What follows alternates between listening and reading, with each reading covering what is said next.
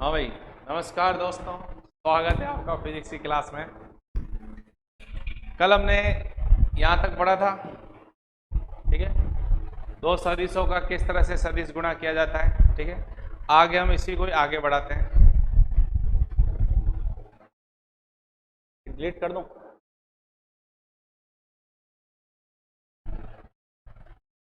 ठीक है, अभी हम आगे बढ़ते हैं भाई। कंटिन्यू कर दूं तो आगे?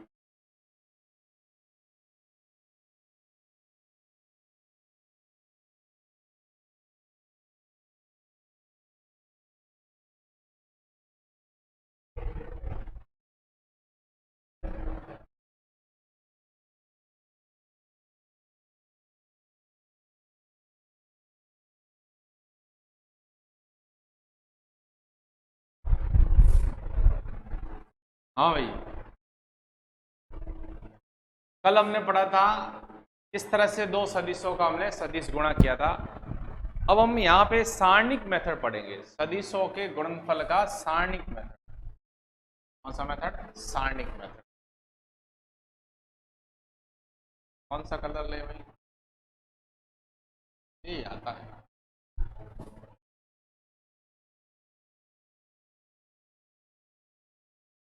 सदिश गुणन का सारणिक मेथड, ये ज्यादा प्रचलित होता है, इसी से हम सॉल्व करते हैं। सारणिक मेथड, सारणिक विधि, डिटर्मिनेशन मेथड, ये कैसे करते हैं? हाँ, तो इसको ध्यान से समझना भाई। मान लो आपके पास एक वेक्टर दिया हुआ है, वेक्टर ए। जैसे हमने कल पढ़ा था, एक वेक्टर आपने क्या लिया बताओ? A x I cap plus A Y J cap plus A Z के कैप, ये लिया था। दूसरा वेक्टर आपने लिया है, वेक्टर बी बराबर लिया है बी एक्स आई कैप प्लस बी वाई जे कैप, और तीसरा लिया आपने बी जेड के।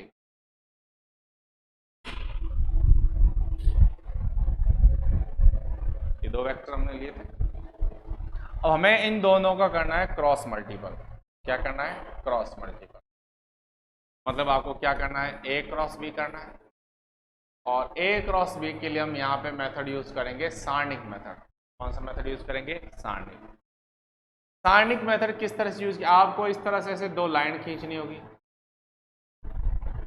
या मैथमेटिक्स में स्पेशली पढ़ोगे सारणिक विधि, ठीक है।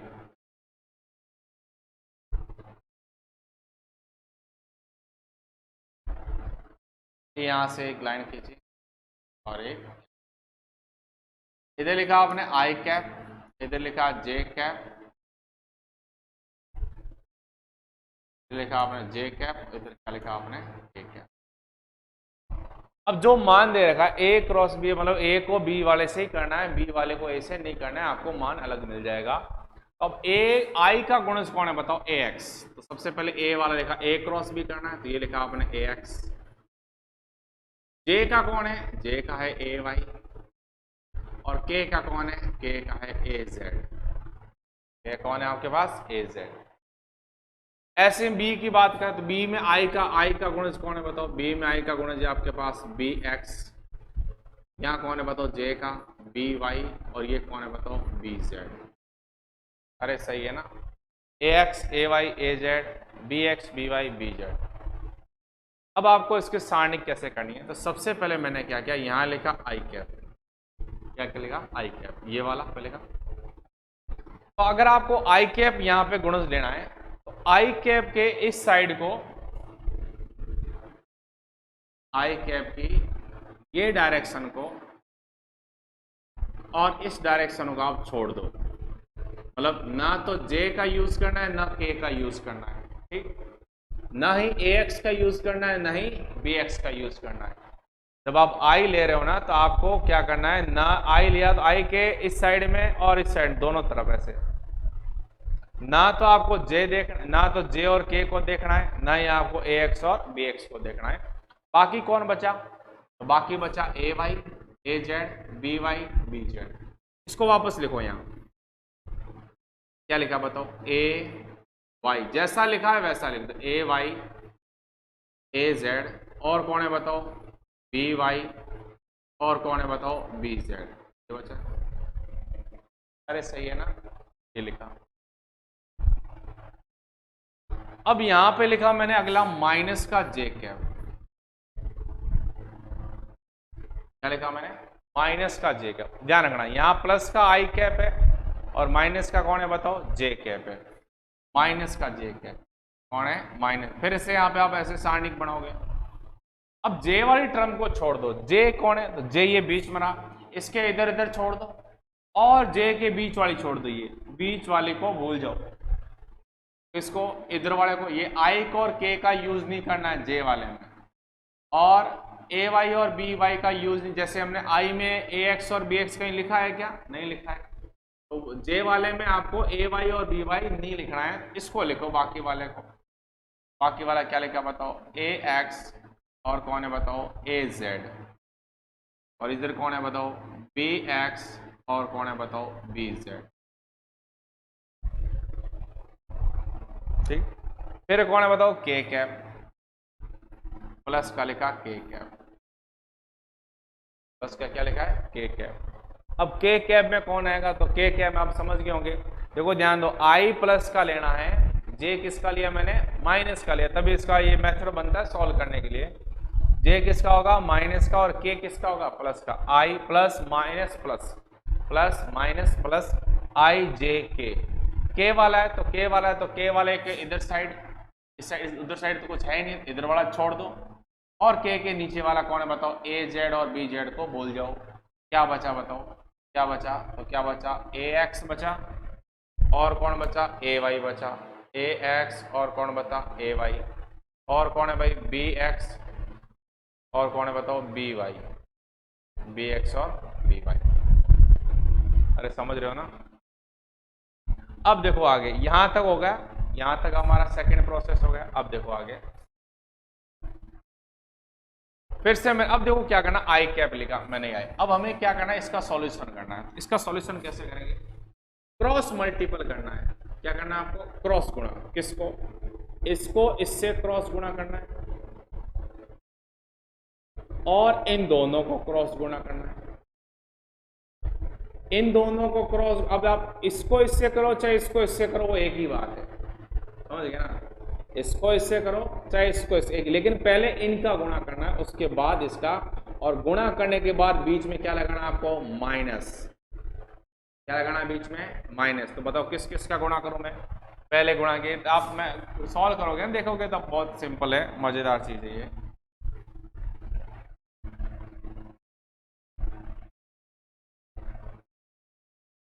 ए वाई को बी जेड से गुणा किया, तो ये देखो मैंने गुणा किया ए वाई को बी जेड से, ए वाई बी जेड। फिर बीच में कौन आ रहा है? बीच में आ रहा है माइनस। फिर कौन होगा? B Y A Z. बीच में कौन आएगा? बी वाई ए जेड, ये आ गया। बीच में कौन आएगा? माइनस। यहां क्या लिखा बताओ? माइनस का जे, ये लिखा मैंने माइनस का जे। अब बताओ, यहां भी आपको क्रॉस मल्टीपल करना है, किसको किससे बताओ? ए एक्स को बी जेड से, और बी एक्स को ए जेड से, और बीच में क्या लगाओगे बताओ? माइनस। बीच में क्या लगाओगे? माइनस। तो क्या हो जाएगा बताओ? ए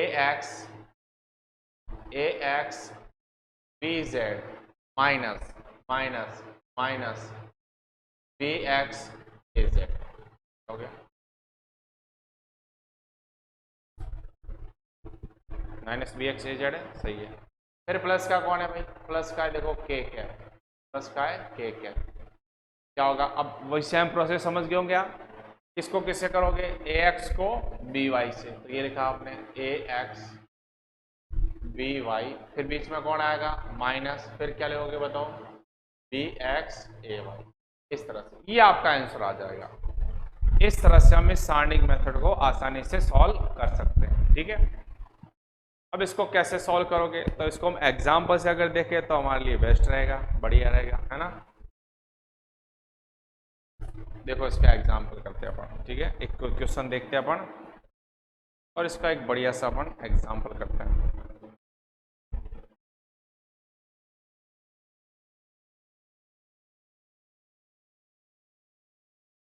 दो सदिश दे रखे हो, और दोनों सदिशों का आपको क्रॉस गुणा करना है। कौन सा गुणा करेंगे अपन? क्रॉस गुणा।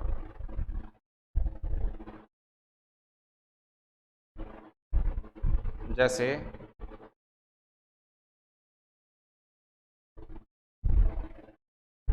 थोड़ा आपका सिंपल सा लेते हैं पहला।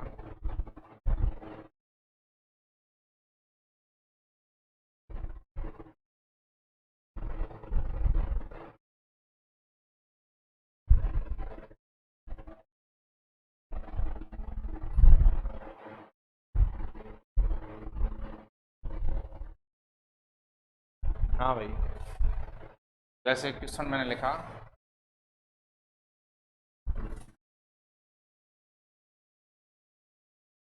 वेक्टर ए बराबर आपको दिया हुआ है 2 4 -3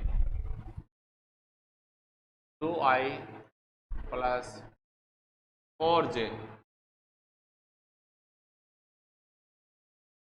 2i प्लस 4j -3, ठीक है। और वेक्टर बी दे रखा है आपको, वेक्टर जो बी दे रखा है वो आपको दे रखा है i -j plus 2k, i -j plus 2, ये दिया हुआ है। पहले जो मेथड पढ़ा था उससे भी कर सकते हो और इससे भी कर सकते हो, ठीक है। i 2i plus 4j -3k और i -j प्लस 2k हो जाएगा, ठीक है। अब हमें इसका करना है सदिश गुणा। देखो कैसे करते हैं। हमने लिखा है यहाँ पे, देखो vector A cross vector B. सबसे पहले क्या खींचोगे आप, सारणी, सारणी खींचो। यहाँ क्या लिखोगे बताओ, आई कैप, जे कैप और के कैप। क्या लिखा था बताओ, आई कैप के नीचे आई कैप का मान, ये था आई कैप ए एक्स और बी एक्स, जे के नीचे ए वाई बी वाई, के के नीचे ए जेड बी जेड, लिखा था ना आपने। ऐसे ऐसे आप यहाँ भी यूज करोगे। आई कैप के नीचे कौन है बताओ, 2, इसके नीचे 4, इसके नीचे -3 है, ठीक है ना। यहाँ आई के नीचे आई का गुणज 1, जे के नीचे -1 और के का कितना हो गया, 2, ठीक। अब आप क्या करोगे, तो सबसे पहले आप लिखोगे आई कैप, क्या लिखा आपने, आई कैप। फिर छोटी सारणी बनेगी, उसमें क्या करोगे, आई वाली टर्म में आई को छोड़ दो, इसको और इसको छोड़ दो, ऐसे ये, ओ हो गड़बड़ हो गई।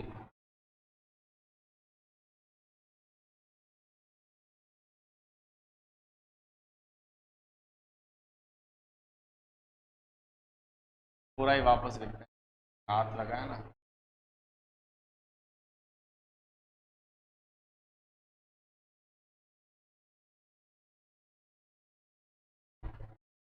देखो ए क्रॉस बी बराबर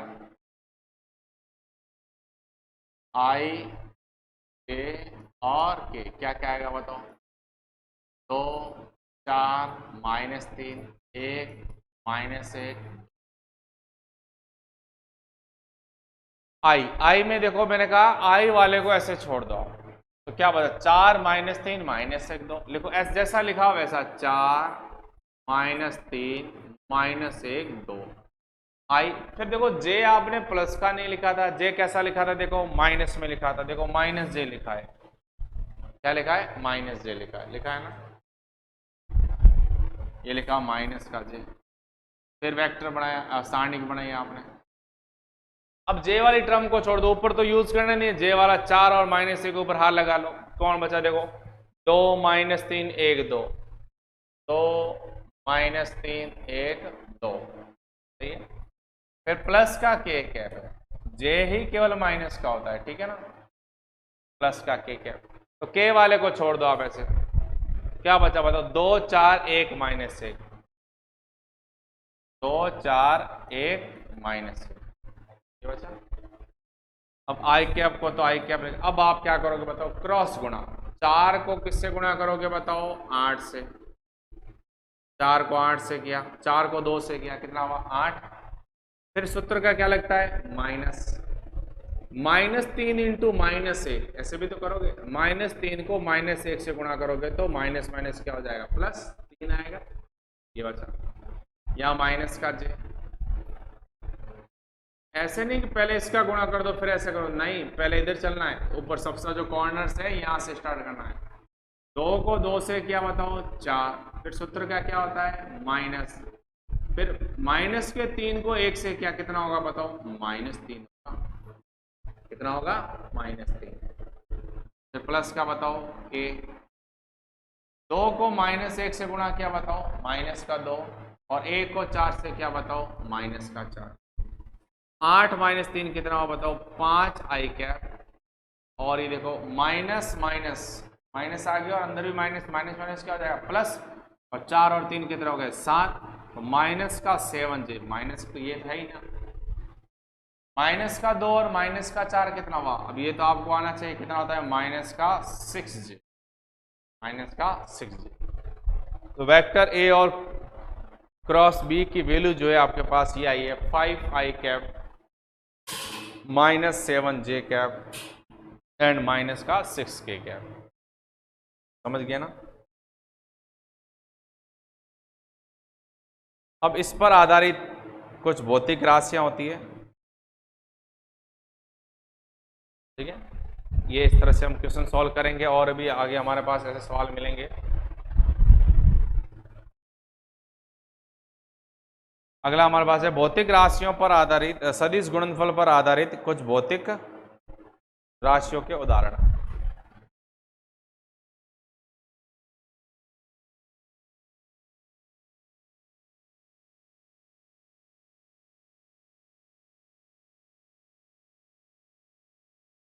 सदिश गुणनफल पर आधारित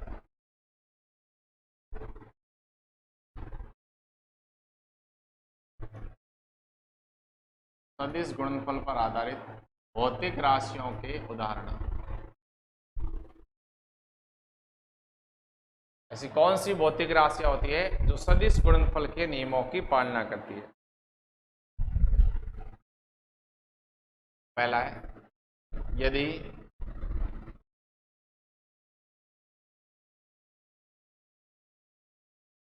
यदि यदि किसी समांतर चतुर्भुज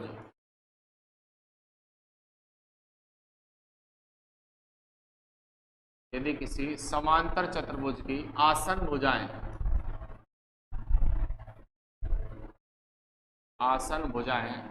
वेक्टर एल व वेक्टर बी हो, लंबाई और चौड़ाई दे रखी, क्या दे रखी है? वेक्टर एल और वेक्टर बी हो, दो भुजाएं दे रखी हो, तो इनका क्षेत्रफल तब क्षेत्रफल समांतर चतुर्भुज का क्षेत्रफल क्या करेगा? क्षेत्रफल खुद एक सदिश राशि होती है। ये आपको मिलेगा vector L cross vector B. क्या मिलेगा? Vector L cross vector B मिलेगा। दो आपको लंबाई दे रखी है, दो भुजाएं दे रखी है, उन दोनों भुजाओं का आपको सदिश गुणनफल करना है, तो आपको उसका क्या मिल जाएगा? क्षेत्रफल। भुजाएं जो आपको आई जे के में दी आएगी तो गुणनफल आपको करना पड़ेगा, जो भी हमने सारणी मेथड पढ़ा है वैसे। दूसरा बल आघूर्ण,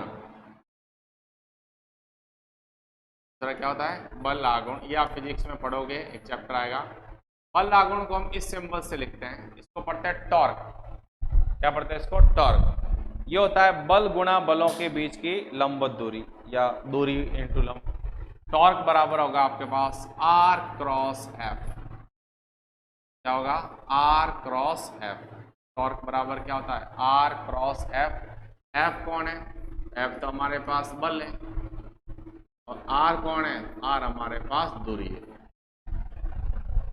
बलों की क्रिया रेखाओं के बीच की लंबवत दूरी होती है आर। दूरी मानो एक बार से आप यहाँ पे। टॉर्क बराबर क्या है? R cross F. ऐसे हम पढ़े तीसरा कोणीय संवेग के बारे में। कोणीय संवेग के बारे में, तो कोणीय संवेग जो है आपके पास, ये हमने सदिशों वाले में, विमाओं वाले में थोड़ा सा इसके बारे में पढ़ा था। कोणीय संवेग को हम लिखेंगे जे से। ये भी एक सदिश राशि है। इसकी जो होगा ये होगा आपका आर क्रॉस पी। कौन होगा? R cross P. Vector J बराबर होगा आर क्रॉस पी, और पी को यहाँ पे बोला जाता है संवेग। पी को यहाँ पे क्या बोला जाएगा? संवेग। आर आपके पास अभी भी दूरी होती है, ठीक है। स्थिति सदिश बोल सकते हैं आर को। वेक्टर आर को हम यहाँ पे क्या बोल सकते हैं? स्थिति सदिश। क्या बोल सकते हैं इसको? स्थिति सदिश।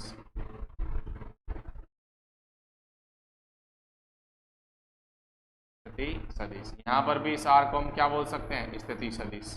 ठीक है। एक और बात करें तो कोणीय वेग होता है v बराबर ओमेगा आर। रेखीय वेग की अगर हम बात करें तो रेखीय वेग होगा आपके पास वेक्टर v बराबर होगा omega cross R. Omega cross R. Omega को यहां पे बोला जाता है कोणीय वेग। ओमेगा को यहाँ पे क्या बोला जाता है, कोणीय वेग। बस ये नाम ध्यान रखना है, आगे आप चैप्टर में पढ़ोगे, ऐसे अभी नहीं समझ सकते। अगर किसी समांतर चतुर्भुज की भुजाएं L और B है तो उसका क्षेत्रफल सदिश गुणनफल से ज्ञात किया जाएगा, A बराबर L क्रॉस B। अगर स्थिति सदिश R है और बल F दे रखा है तो बल आगुण हो जाएगा, टॉर्क बराबर हो जाएगा R क्रॉस F हो जाएगा। ऐसी अगर कोणीय संवेग ज्ञात करना है तो कोणीय संवेग बराबर हो जाएगा J। कोणीय संवेग को J से लिखा जाता है, L से लिखा जाता है, वो हो जाएगा आपका R क्रॉस P, B हो जाएगा ओमेगा क्रॉस R। अब आपको ऐसे ही याद रखना भाई। हालांकि फॉर्मूला में आगे V बराबर R ओमेगा भी पढ़ते हैं, लेकिन ध्यान रहे यहाँ ओमेगा क्रॉस R है। कौन है, ओमेगा क्रॉस R। अगर आपने R क्रॉस ओमेगा कर दिया तो फिर गड़बड़ हो जाएगी, आपको वैल्यू अलग आ जाएगी। ये स्पेशल, क्योंकि इतना बड़ा भी हमने पढ़ा, देखो आई जे के स्टार्टिंग मेथड, तो पूरा गड़बड़ हो जाएगा। ठीक है ना। तो आपको ओमेगा क्रॉस आर ही करना है, आर क्रॉस ओमेगा नहीं करना है, या आर क्रॉस पी ही करना है, पी क्रॉस आर नहीं करना है, या आर क्रॉस एफ ही करना है, एफ क्रॉस आर नहीं करना है, या एल क्रॉस बी करना है, बी क्रॉस एल नहीं करना है। ठीक है। इस पर आधारित अगर हम एक आधा सवाल को देखें, दो सदिशों के इस पर आधारित है, तो देखो एक सवाल की ओर बढ़ते हैं अपन। दो सदिशों का सदिश गुणनफल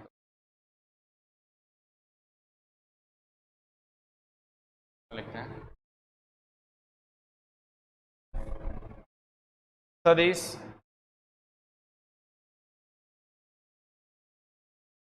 सदिश i cap plus 2j cap plus 3k cap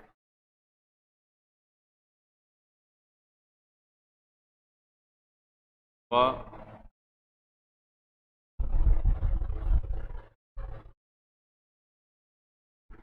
-3i cap -2j cap plus k cap समांतर चतुर्भुज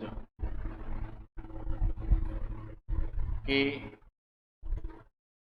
तो आसन भुजाओं को, तो आसन भुजाओं को प्रदर्शित करें।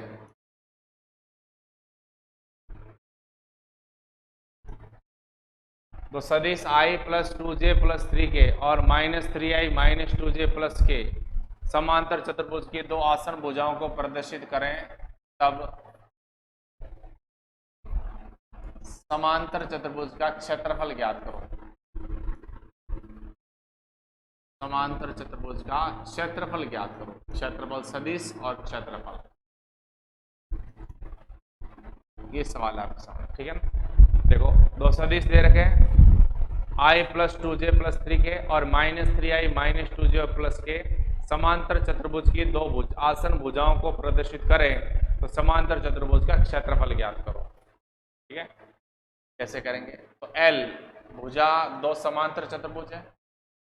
मान लो आपके पास एक भुजा दे रखी है L, पहली L मानोगे तो क्या होगा, i plus 2j plus 3k, और दूसरा आपको दे रखा है B कितना दे रखा है, -3i -2j प्लस का k क्या।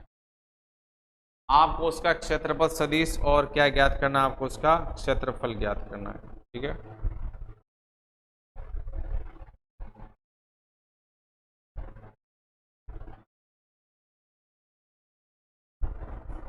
एक मिनट आप चालू रखना।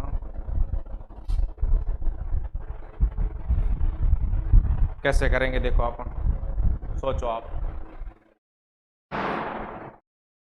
क्षेत्रफल तो वेक्टर ए बराबर क्या लिखा था बताओ, vector L cross B cross L नहीं करना है, क्या करना है, L क्रॉस B। अभी हमने पढ़ा है समांतर चतुर्भुज के लिए L क्रॉस B पढ़ा है। तो कैसे करेंगे भाई, एल क्रॉस बी ज्ञात करना, मतलब इन दोनों का आपका क्रॉस गुणा करना है, सदिश गुणा करना है तो सार्डिंग मेथड यूज करेंगे। यहाँ क्या लोगे बताओ, आई जे के।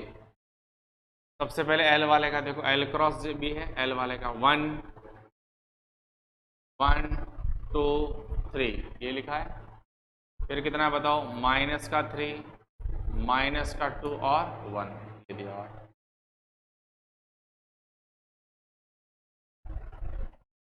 आई कैप, आई कैसे लिखोगे, 2 3 माइनस 2 1, 2 3 माइनस 2 1, 2 3 माइनस 2 1, फिर माइनस का जे कैप, माइनस का जे कैप, माइनस का जे कैप कितना होगा, 1 3 माइनस 3 1, 1 3 माइनस 3 1। कैसे लिखो पता ना, आई, आई वाले मैंने क्या बताया था, आई वाले इसके टर्म को छोड़ दो आप, आई याद करना ना, इसको छोड़ दो तो 2 3 माइनस 2 1, 2 3 माइनस 2 1। जे वाले में प्लस नहीं लेते, क्या लेते हैं, माइनस लेते, तो माइनस का जे। जे वाले 2 और माइनस 2 को छोड़ दो, 2 माइनस 2 कहीं है नहीं, तो कौन है बताओ, 1 3 माइनस 3 1, 1 3। अब ऐसे नहीं लिखना है कि पहले ऐसे लिख दिया फिर नहीं, ऐसे गड़बड़ हो जाएगी। के की बात करें तो लिखा आपने के में क्या लिखोगे बताओ, के में क्या होगा, 1 3 माइनस 3 1, क्या लिखोगे, 1 1 3 नहीं होगा भाई, 1 3 नहीं होगा, के वाले में 3 थोड़ी आएगा, के वाले में 3 और 1 तो आएगा ही नहीं, तो क्या आएगा बताओ, 1 2, जे वाले के नीचे 2 है, और इधर कौन है बताओ, माइनस 3 और कौन है, माइनस, समझ गया ना। अब हम इसका यहाँ पे करते हैं आई कैप। अब बताओ कैसे सॉल्व करोगे, तो 2 को 1 से क्या गुणा बताओ, 2 क्रॉस गुणा करोगे, फिर सूत्र का लगता है माइनस, फिर 3 को माइनस 2 से करोगे तो कितना होगा बताओ, माइनस का 6, क्या होगा, माइनस का 6। इस पैसे लिख दो बोले और इसके अंदर ये, फिर कौन है बताओ, माइनस जे है, ये माइनस जे।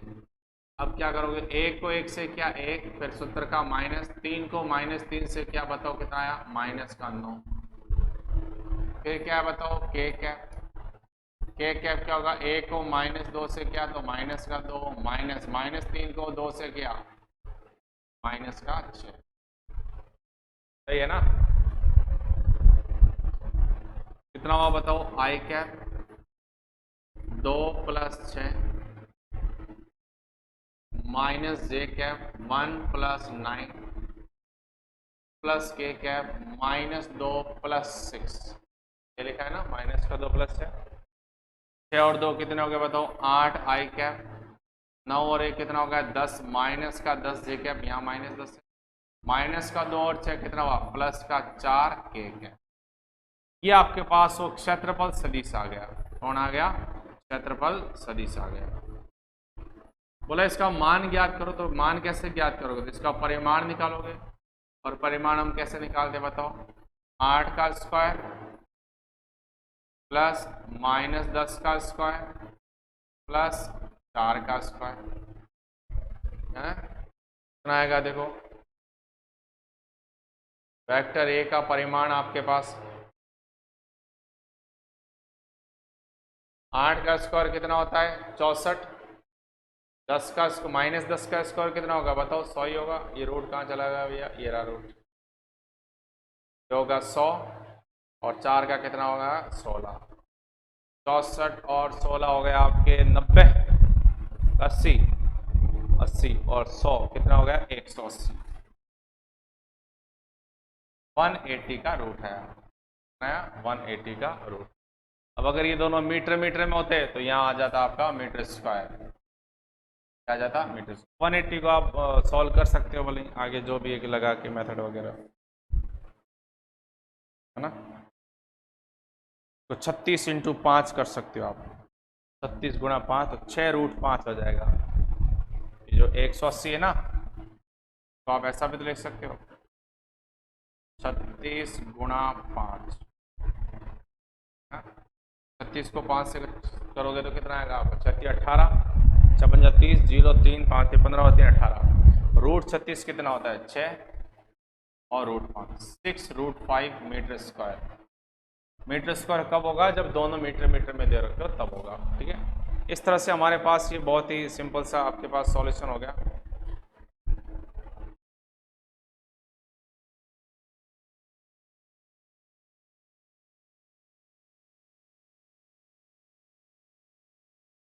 अब देखो आगे हम बात करें। अब हमारे पास इसके एक आपके पास क्वेश्चन दे रखा है, अगर दो सदिश परस्पर लंबवत है सिद्ध करना हो तो हम कौन सा गुणा करेंगे। कोई मान ज्ञात करना बोला, इन दोनों सदिशों के बीच में सिद्ध करो कि दोनों सदिश लंबवत है, तो कैसे सिद्ध करोगे। लंबवत के लिए आपको देखो एक तो है, ये आपको ऐसे यूज करना पड़ेगा, अगर ए डॉट बी है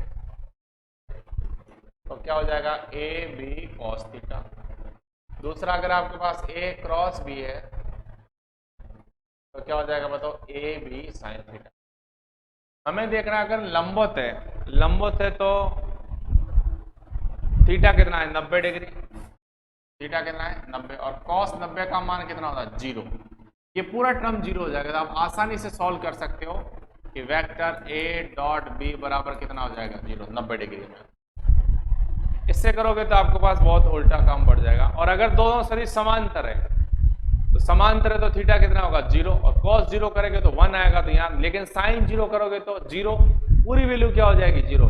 अगर दो सदिश समांतर है क्या सिद्ध करना हो तो आपको ए क्रॉस बी करना पड़ेगा, और दोनों सदिश अगर लंबवत है सिद्ध करना हो तो आपको क्या करना पड़ेगा ए डॉट बी करना पड़ेगा।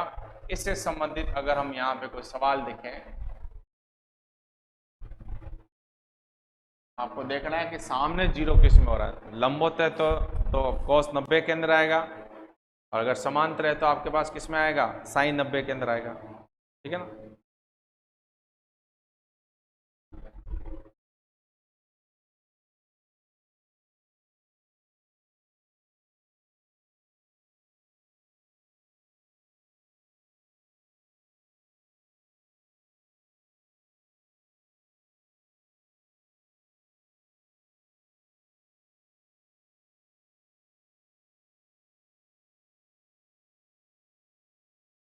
देखो भाई,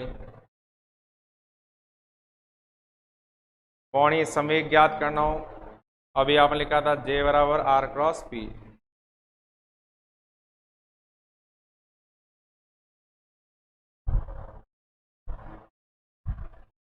समांतर सदिशों के लिए हम क्या करेंगे क्रॉस गुणा करेंगे। जैसे क्वेश्चन है आपके पास,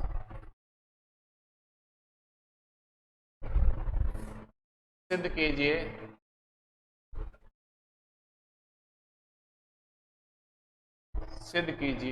क्या क्वेश्चन है कि वेक्टर ए बराबर I minus 5J, vector A बराबर I माइनस 5J, और दूसरा वेक्टर बी बराबर आपको दिया हुआ है 2I minus 10J, 2I minus 10J परस्पर समांतर है। परस्पर कैसे समांतर है, ये आपको क्या करना है सिद्ध करना है। क्या करना है सिद्ध। तो परस्पर समांतर है, हमने यहाँ पे लिखा वेक्टर ए जो है वेक्टर बी के कैसा है समांतर है। समांतर है तो थीटा कितना है 0 है, और थीटा 0 किस में होता है बताओ साइन 0 का मान क्या होता है 0। तो हम यहाँ पे सदिश गुणा लेंगे कि अदिश गुणा लेंगे, सदिश गुणा लेंगे। ए और क्रॉस बी का सदिश गुणा करोगे तो A B sine theta, theta कितना 0, साइन 0 की वैल्यू 0 तो पूरा वैल्यू क्या आ गया 0। अब इसको देखो क्या ऐसा इसका गुणनफल 0 आ रहा है क्या। अगर गुणनफल इसका दोनों का 0 आ रहा है तो परस्पर समांतर हो गए अपने आप। हमने यहाँ पे ए क्रॉस बी हमें सिद्ध करना है कि कितना आएगा बताओ 0 आएगा। कैसे करते हैं तो देखो ए और क्रॉस बी, तो आपने लिखा फिर से आई जे के। आई कितना बताओ ए क्रॉस बी में 1 माइनस पर के है ही नहीं तो 0 लिखो, लिखना पड़ेगा 0। इधर बताओ 2, यहाँ कितना -10, और यहाँ कितना बताओ 0, यहाँ भी के नहीं। सबसे पहले क्या लिखा बताओ, आई क्या, फिर क्या लिखो बताओ छोटा, बोलो जल्दी से। -5 0 -10 0, आई वाला लेना नहीं है, माइनस का जे लिखोगे, जे वाला नहीं लेना है, 1 0 2 0 प्लस के कैप करोगे, के कैप में आपको आई जे का नहीं लेना है, आई जे का लेना है, मतलब 1 -5 2 -10, ठीक है ना। अब इसमें क्या आंसर मिलेगा बताओ आपको, देखो 5 को 0 से क्या 0, 10 को 0 से क्या 0 हो गया, यहाँ भी पूरा देखो 0 हो गया पूरा, माइनस का जे, और यहाँ देखो 0 -0, 1 को 0 से क्या 0, 2 को 0 से क्या 0, और यहाँ पे आपके पास के 1 को 10 से क्या माइनस का 10, फिर माइनस आता है, माइनस आता है, माइनस के 5 को 2 से क्या, ये भी कितना होगा -10, तो माइनस माइनस क्या हो गया प्लस का 10 हो गया, यही गुणा हो रहा है, इसको पहले गुणा करना, ए को -10 से किया तो माइनस का 10, फिर सूत्र का माइनस लगता है, फिर माइनस के 5 को 2 से किया तो माइनस का 10, तो वो माइनस का 10 और आगे और एक माइनस, तो कितना हो गया +10, -10 + 10 कितना हो गया बताओ 0, पूरी वैल्यू आपके पास क्या हो गई 0, ये भी पूरा 0, यहाँ से सिद्ध हो गया कि वेक्टर A क्रॉस B बराबर क्या है 0, इनकी वेक्टर A जो है B के कैसे आ रहा है बताओ, समांतर आ रहा है, कैसे आ रहा है समांतर, अगर समांतर आपको ज्ञात करना है तब तो हम यहाँ पे अदिश गुणा करेंगे, समांतर ज्ञात करना है तो सदिश गुणा, और अगर दूसरा अगर हम करेंगे लंबोत करेंगे तो A क्रॉस B, लंबोत में थीटा कितना होता है 90, और थीटा 90 आपके पास कब आएगा, थीटा 90 आएगा साइन 90 और कॉस 90 में से, कॉस 90 क्या होता है 0 होता है, तब यूज करोगे, तो कॉस किस में आता है बताओ, डॉट प्रोडक्ट में आता है, तो A डॉट B करोगे, और साइन 90 अगर आपको मान लो अगर दो सदिश पर तो समांतर है, थीटा कितना है 0, कॉस 0 में तो 1 मिलेगा, तो होगा नहीं, तो साइन 0 में क्या मिलेगा आपको 1 मिलेगा, ठीक है। इस तरह से हम इसका सॉल्यूशन करेंगे। अब आगे जो है हम कल पढ़ेंगे, अब एक बार याद करो हमने अवकलन और समाकलन के बारे में पढ़ा था, तो वो जो दोनों टॉपिक है वो इसी चैप्टर से रिलेटेड है, तो हो सकते हैं हम इसको वापस पढ़ ले अवकलन और समाकलन को, या फिर उससे संबंधित को आपको नॉर्मल एक क्लास में बता दे किस तरह किया जाता है, क्योंकि हमने सबसे इनिशियल में यही सब कुछ पहले पहले आपने पढ़ा था, आपको याद हो तो, है ना। इस तरह से आगे हम कल पढ़ेंगे इसके बारे में, आप इसको आराम से नोट कर सकते हो, ठीक है ना। आगे हम कल पढ़ेंगे भाई, ठीक है ना।